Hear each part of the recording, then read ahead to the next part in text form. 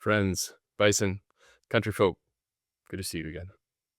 So today we're going to explore part 3 of Bison Medicine. It's on us. Before we dive in, a couple things to share. One, again, thank you so much for your support of this project and buying copies, sending them to influential people in your life. Really appreciate that. Again, you don't have to buy a copy. You can send them the PDF. You can get all this stuff for free, basically. But some people like to have a physical book form. If you see me over here, I finally got the hardcover out, which I'm super excited for. It's the first time I've ever had a hardcover in my books. So all that's available at bisonmedicine.com. And as mentioned, all proceeds from this project go to the American Prairie. So please consider them in your annual giving. Another shout out to Jared Burke, good friend, talented thought partner, media strategist, all around kind of creative marketing, media production expert, Jared Burke of Brickhouse Media, who's basically helped bring all this together. So making sure that the project works, basically. So thank you, Jared. And I want to share just a quick update. Because the Bison Medicine Protocol, which we'll talk about later in part 9, centers on purpose. I was like, wait a minute, it's a little weird that I haven't shared my purpose yet. And especially given the experience I just had last week. And so I was with a group of men with the Mankind Project, initiating 41 new brothers into this world of knowing their purpose and mission, their shadows, their getting to heal some of their traumas and wounds, repatriating their full emotional experience. So not just joy and anger, but sadness, shame, guilt, and had got the opportunity to lead a number of processes, which were fun.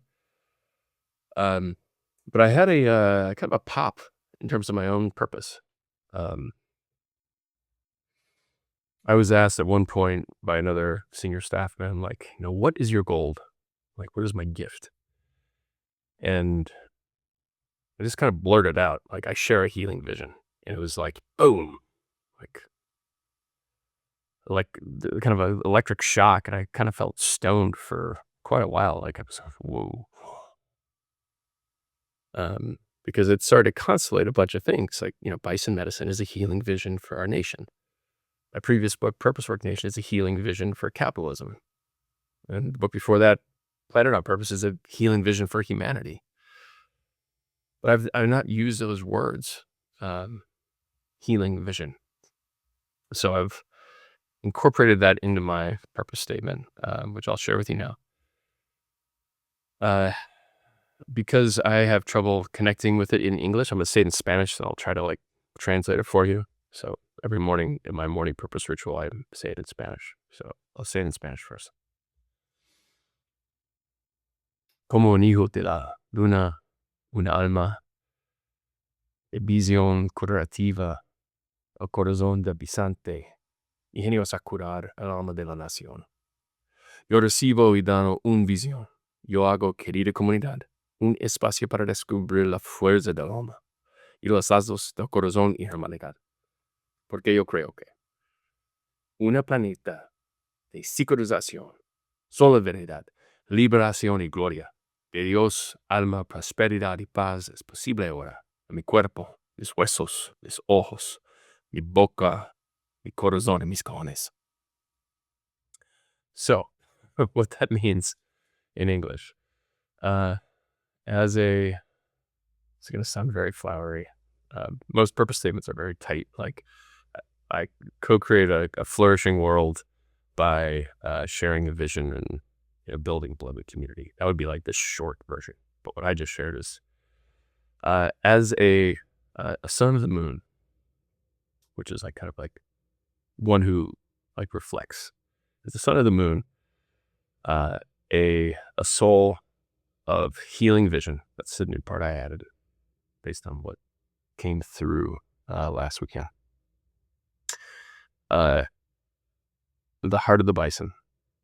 My genius is to heal the soul of our nation by receiving and sharing a vision, building beloved community, which in Spanish it's a space for the discovery of the force of soul and the bonds of brotherhood or sisterhood. Because I fundamentally believe we can have a world of healing, solidarity, liberation, and glory, of God, soul, peace, and prosperity right here, right now. This lives in my body, my bones, my eyes, my mouth, my heart, and my balls. So there's a lot there in that. So with that, again, you're not expected to do anything with that. I just felt like if we're talking about purpose, I probably should presence mine. So let's dive in.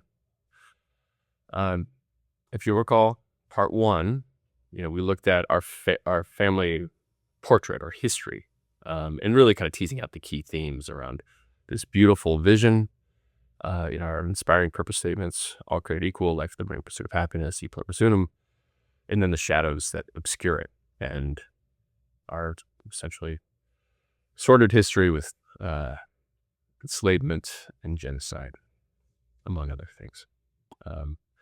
And then in part 2, we looked at the kind of state of the union, Wetiko. Like, how does Wetiko show up in each, core sector of society, from healthcare to religion to business to finance, media.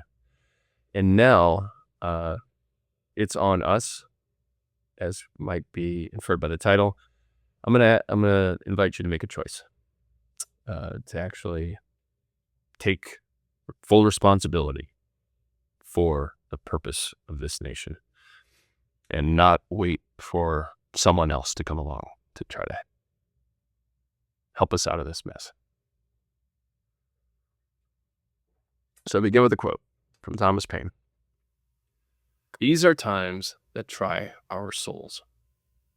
The summer soldier and the sunshine patriot will, in this crisis, shrink from service of their country. The one that stands by it now deserves the love and thanks of men and women.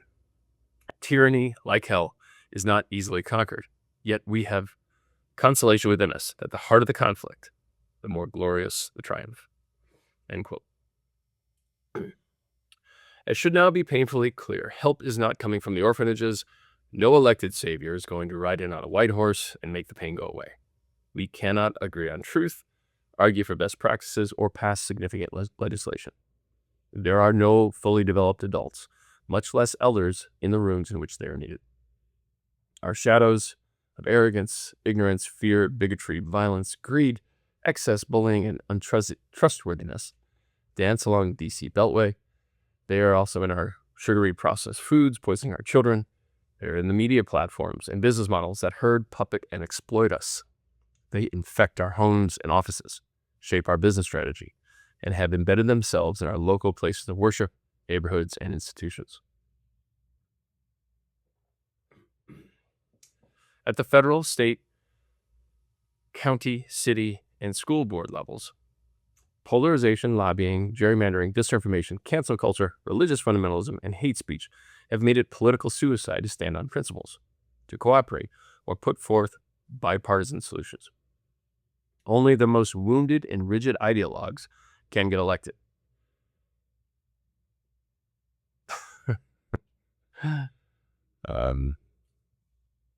So I'll say a little bit about that. Because it's easy to demonize leaders from one side or another.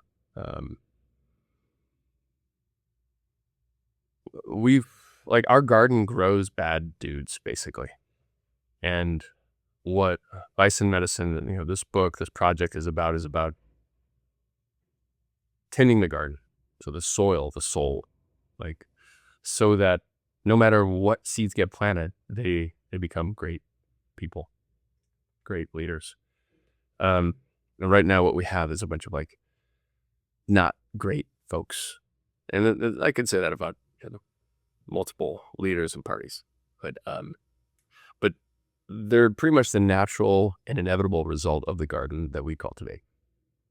So what we are endeavoring to do is to repair the soil so that everything thrives.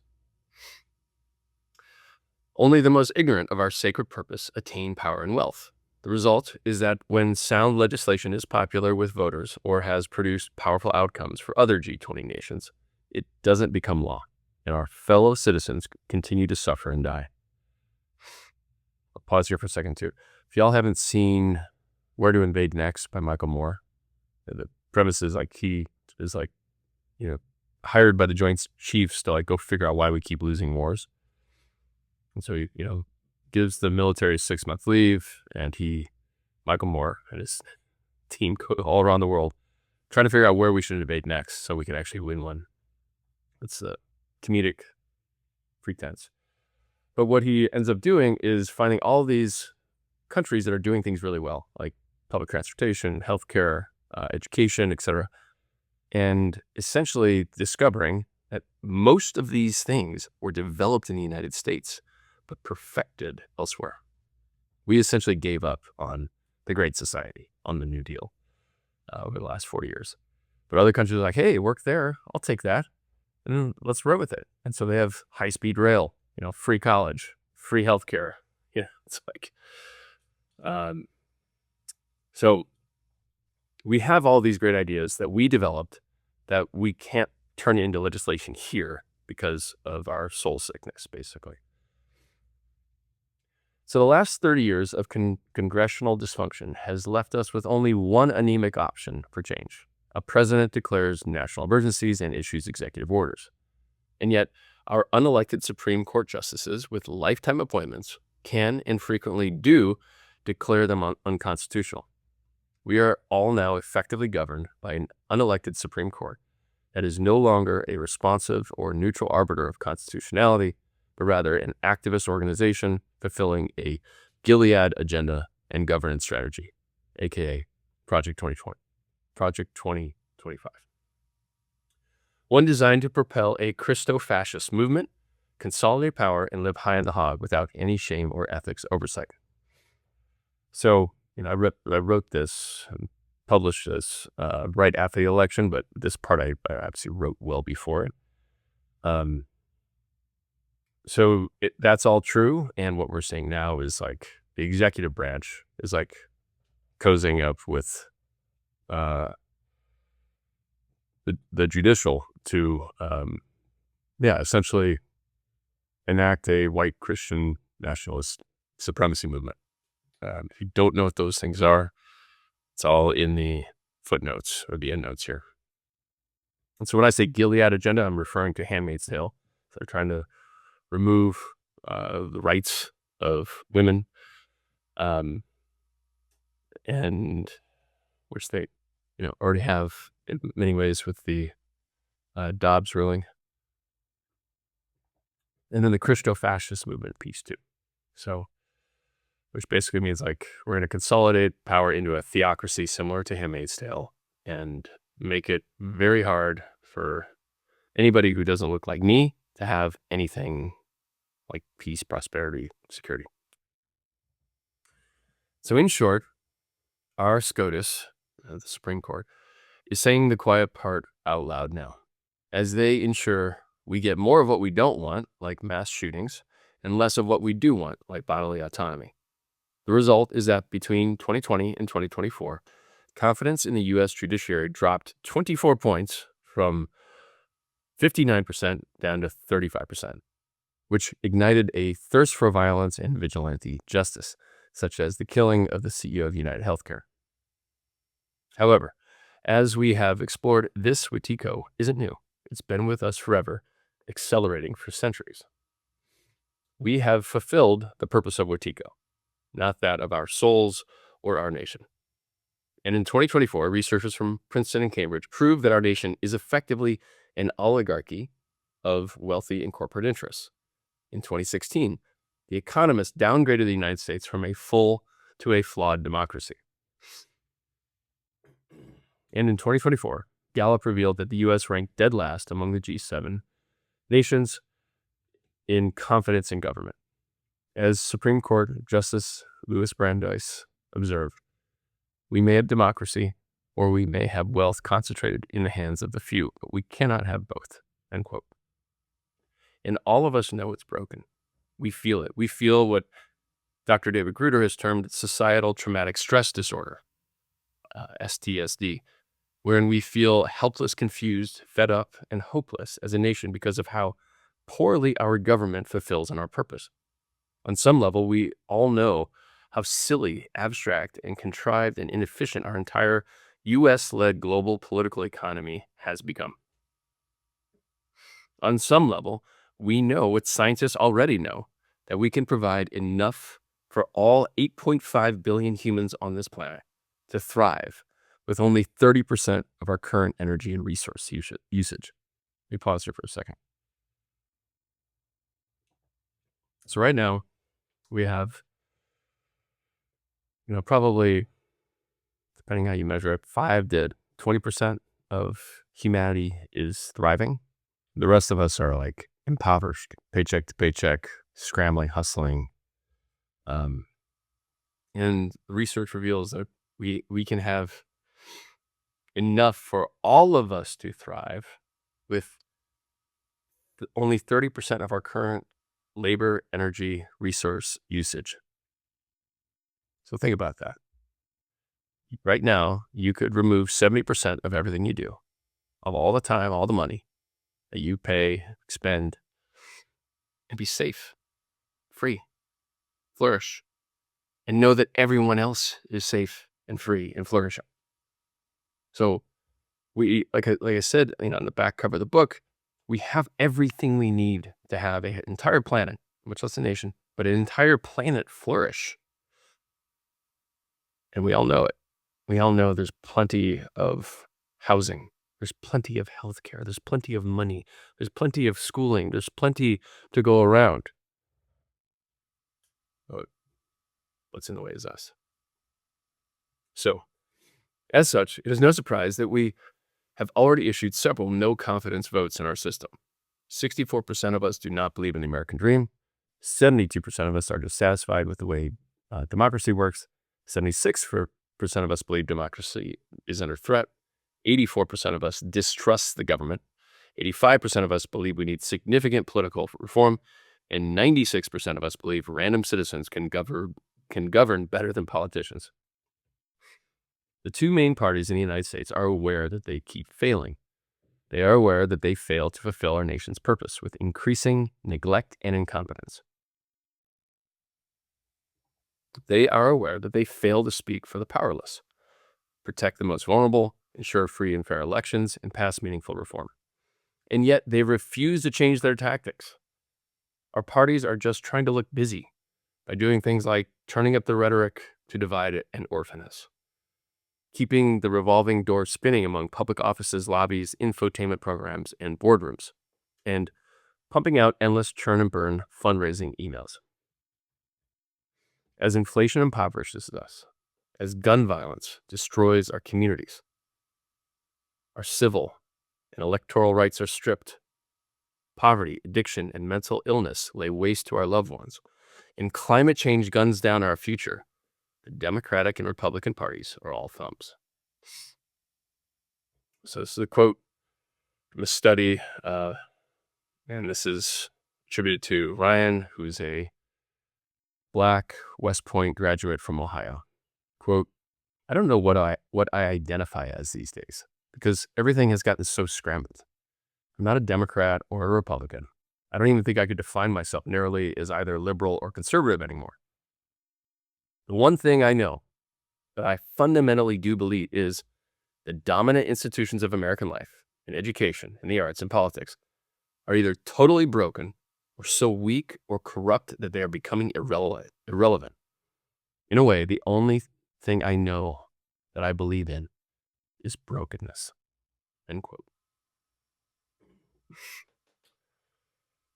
So, this person likes America enough to want to go to West Point to defend it, and has encountered what we mostly encountered in the last part.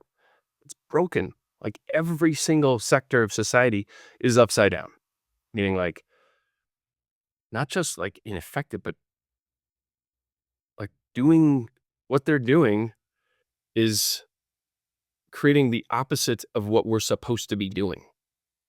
So, like our journalism is making us dumber and less educated and miseducated.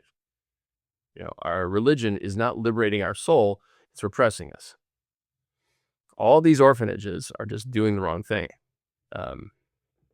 So there's a cure for that, which we'll get to in the back half of this book.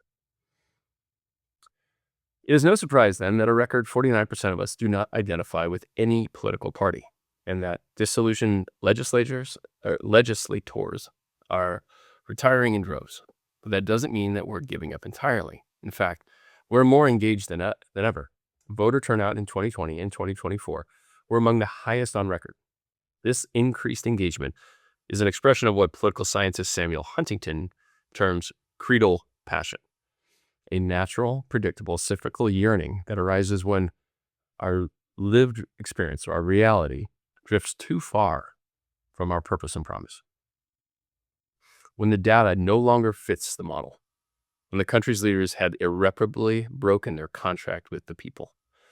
When this happens, we ache to get back to first principles and hope that our votes will get us back on mission.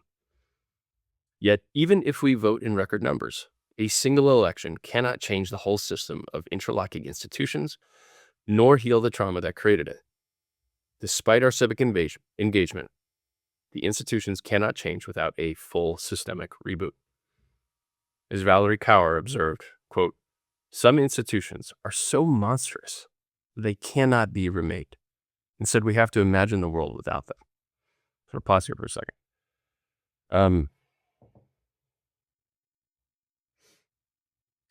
What she's referring to is that, kind of similar to what I believe it was Paul Hawken fleshed out in Natural Capitalism. And essentially, half of our political economy is creating problems that the other half has to solve. So think like police, jails, criminal justice, healthcare. So half of the country is generating a bunch of wealth for a few and generating a bunch of problems, and we have to pay taxes to have the other half fix it. So what Valerie is pointing to is that, what if we did it right this time? When we didn't need so many police or doctors, or we didn't maybe even need a military or jails or solitary confinement, much less like what we're doing in Angola, literal slavery, all the sex trafficking we talked about. Like what if we did it right? And so we wouldn't need this entire apparatus to control people or to fix problems. What if we did it right? So can we envision a society where a lot of these institutions just don't need to be there anymore? We don't need cops walking beats and driving around harassing poor communities. So that's kind of the place that I want to invite y'all into is if we do this right, this might be a lot easier. As the scientists say, we could be spending only 30% of our current energy, effort, labor, resource usage to have heaven on earth. The death grip the orphanages have in our experience of life reveals that we are not dealing with a democracy, but tyranny. While our tyranny is not the tyranny of monarchs and feudal lords, its nature and impact are the same. We live in a more sophisticated, networked, and abstract tyranny than we did under monarchy. So we must become wiser, more whole, and more skillful in our righteous rebellion and reimagining. It is time to reclaim that spirit of 76 and recognize that we have the power to remake our nation. Even though we're more politically engaged than ever, even though we're voting, marching, and protesting our little hearts out, which keep doing, by the way. I'm going on Saturday myself. Even though we're practicing all sorts of internal resistance, sabotage, and whistleblowing, the manner in which we are engaging is still within the rules of the system. It is driven by the individualistic, divisive mentality of Wetiko. BIPOC versus white folks, women versus men, conservative versus liberal, poor versus rich, nature versus capitalism, Bernie versus the DNC, MAGA versus the RNC. And, when I go to these protests, it's the same thing. It's creating oligarch kind of hatred, essentially, like class solidarity. Granted, one side is on the side of the purpose of our nation, but that is still within the paradigm of Wetiko. That like, oh, it's only the oligarchs who are bad. It's only the orphanages that are bad. I got nothing going on here. I'm good. So remember, that's Wetiko too. So we have to keep looking at our own Wetiko. We are ready and willing to be part of the change, but we need a new way to get there. This new way is not one forged in hand-to-hand combat or pining away for our leaders to suddenly get it, but to go through it by facing and healing the underlying moral and spiritual crisis. It is our only path to salvation. On the other side of this deep reckoning is the beauty of who we really are and the collective wisdom and solidarity required for long overdue systemic change. So we have a choice to continue playing the same old game. By that I mean like holding our breath for every election cycle, donating, supporting, door-to-door, grassroots, or just ignoring it, which is what most folks do. So we have a choice to continue playing that game without a deep reverence for our purpose and the guidance of the Bison, without becoming whole ourselves by healing ourselves and integrating all of our internal parts, without the willingness to name and repair our harms, and allowing our current leaders and institutions to maintain their power and increase their wealth by working at the level of the symptoms of our soul sickness and with the same horrifying results. Or we can allow our sacred purpose to work on us. We can let the Bison transform us. We can let them work through us to activate our purpose, integrate our parts, take our vows, and reimagine how we live together. Build a new system to ignite and support our flourishing. If we choose to spend our time and energy within the status quo, then our suffering will increase, and many more will die, and the republic will certainly fall. If we choose purpose, healing, and community, then we have a chance to become who we were meant to be and thrive. We must accept the heartbreaking fact that help is not coming. It's on us, regular folks. It begins with us. We have to be, feel, think, and do everything differently. Take heart, because as Margaret Mead reminds us, quote, never underestimate the power of a small group of committed people to change the world. In fact, it is the only thing that ever has, end quote. Luckily, we have the Bison to guide us home. So that concludes part 3. I know it's significantly shorter than of 1 and 2. Most of them are actually quite short. It's just the first couple that we had to, have a robust story and a robust State of the Union. So I'll share the summary here. Wetiko is working perfectly, just as designed, and is nearing total victory. Wetiko cannot and will not self-correct. Help is not coming from Washington, D.C. It is on us to be, feel, know, think, and do things differently. And the discussion reflection prompts are, who is the most principled leader you know, and why? Were they able to enact lasting change? The last is, how willing are you to try something new, something that's never been done before? So that concludes part 3, folks. Thank you again. Again, please consider donating to American Prairie. Thank you to Jared and Brickhouse Media. And go to bisonmedicine.com. There's podcasts, interviews, there's books, movies. You can download a bunch of free stuff. There's a place to get gear if you want. Let's see, where do I have it here? So here it is. If you want to rep the brand like I do, you can get a little sticker or a patch or something like that. So all that's on bisonmedicine.com. And yeah, I'll see you next time for part 4, where we actually get to meet the Bison and their moral teachings. Take care, folks.